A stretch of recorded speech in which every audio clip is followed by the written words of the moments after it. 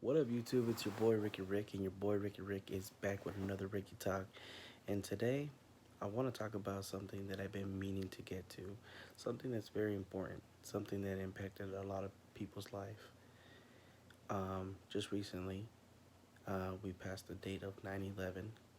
Um, as hard as it is for me to believe that it's been 18 years since this day,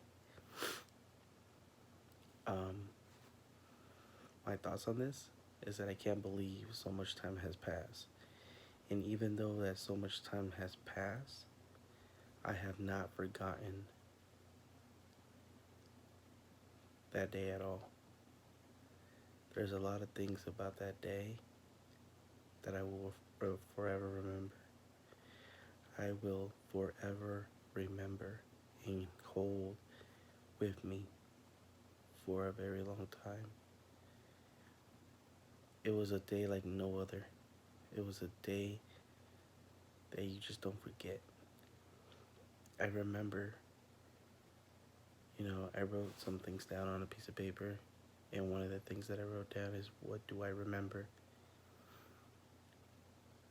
When I think about that question, I think about where I was at.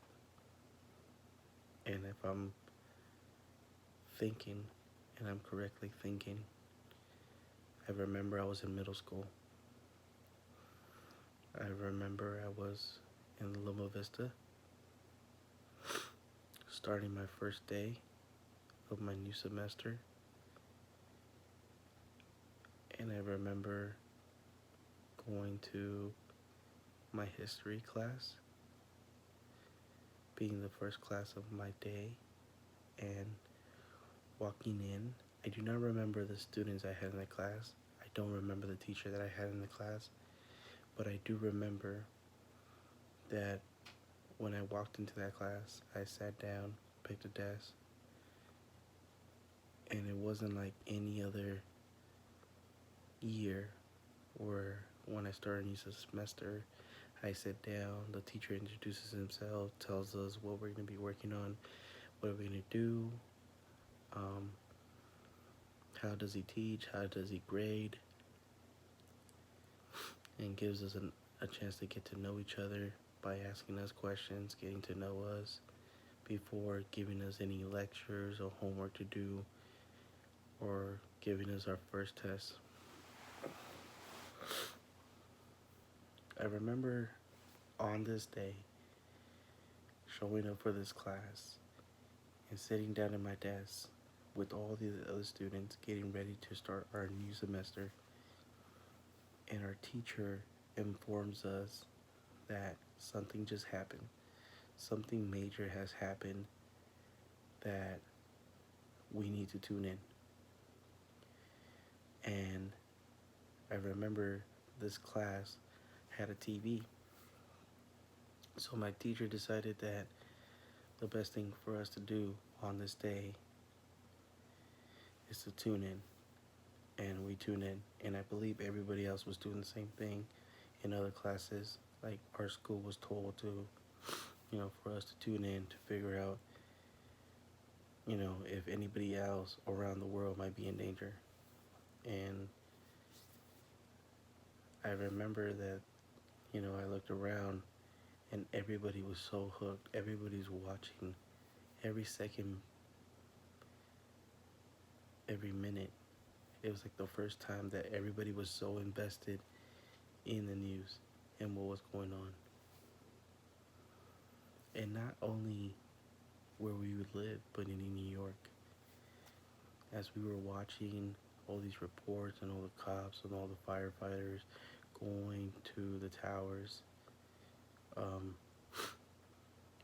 I remember that by the time we turned on the TV, the first tower got hit, and then we were bouncing back and forward from channels, and next thing I knew, the South Tower got hit, and that's when we knew for sure that America was under attack.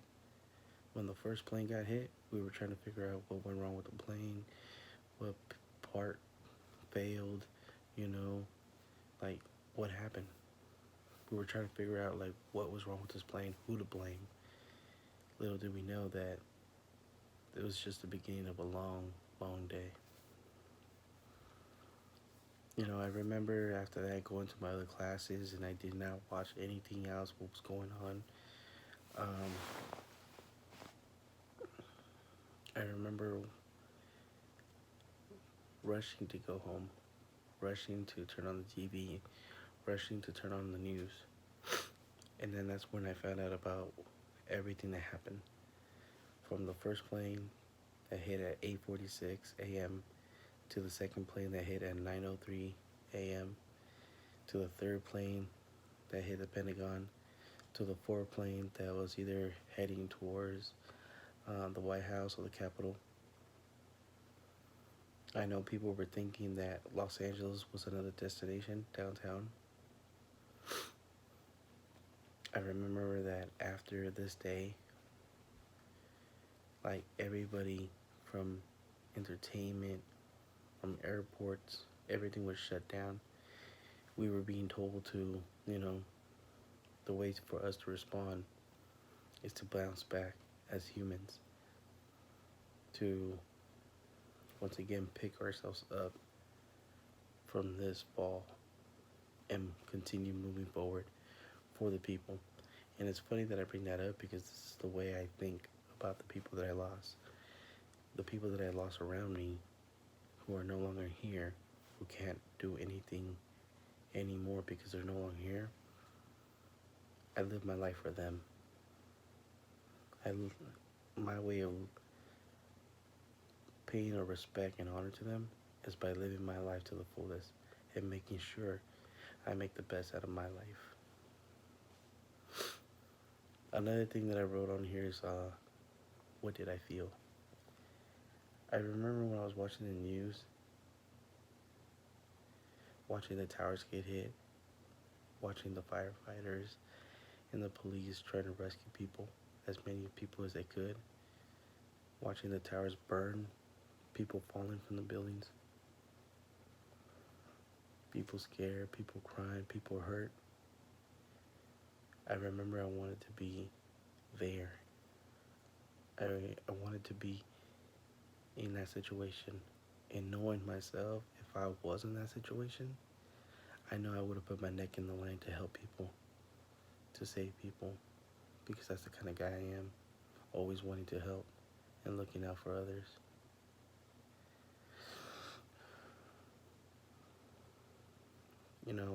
That's another question that I wrote down on here on this piece of paper. What did I see? Pretty much what I said. People covered in dust and smoke.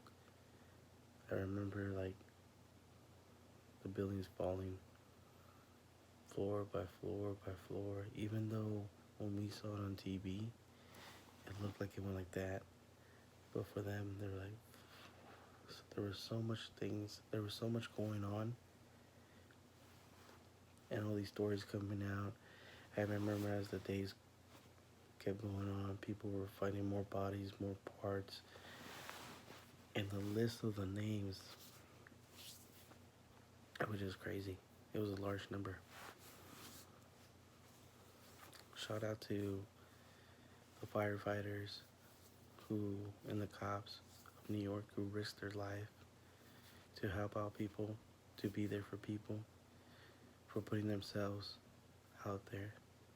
I remember, people from all over the world were donating food, water, trying to be there, doing whatever they can to help. I remember, performers, artists were, giving away free concerts, doing things, charitable things, but, when I think about all the people that lost, men, women, kids, husbands, wives, people who lost their other half. It was just something so huge that I'll never forget. And, it was reported that nearly 3,000 deaths, over nearly 3,000 people died, and over 6,000 people were injured from this tragedy. And 18 years later, even watching the videos on YouTube of clips and all the stories that came out, people who live, people who were talking to the other halves, someone they cared about in their final moments. You know, especially with the plane in Pennsylvania, you know, the people who fought back and, you know, took it upon themselves to save themselves from the situation they were in, knowing that there was a good chance that they would die in any minute. It's amazing.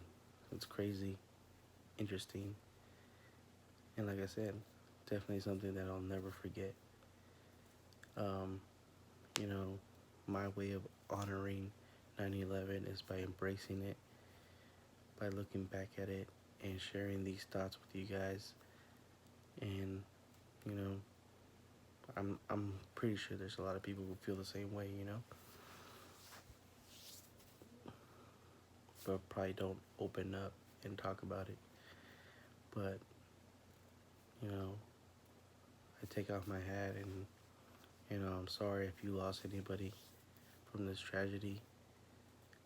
I know one of the things on my bucket list is to go to New York and visit this memorial museum that they made for the people who were lost.